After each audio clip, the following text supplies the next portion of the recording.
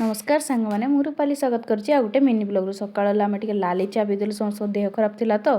तापर मु पिठा बनैली आम समस्ते नास्ता करदेलु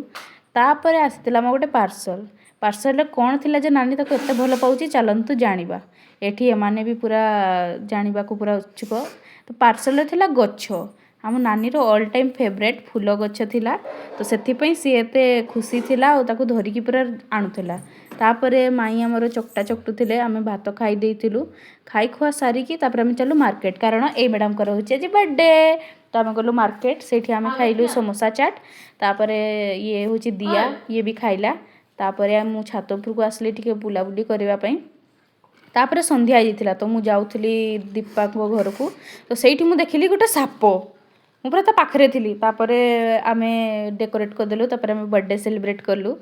सो हैप्पी बर्थडे दीपा एटा मु दिने पोरे छाड़ुची तो गत काली तांकर बर्थडे थिला तापरे आमे बर्थडे सेलिब्रेट करिकी खाई देलु तो सांग माने वीडियो टी केमिति लागिला कहिबे रहली जय जगन्नाथ।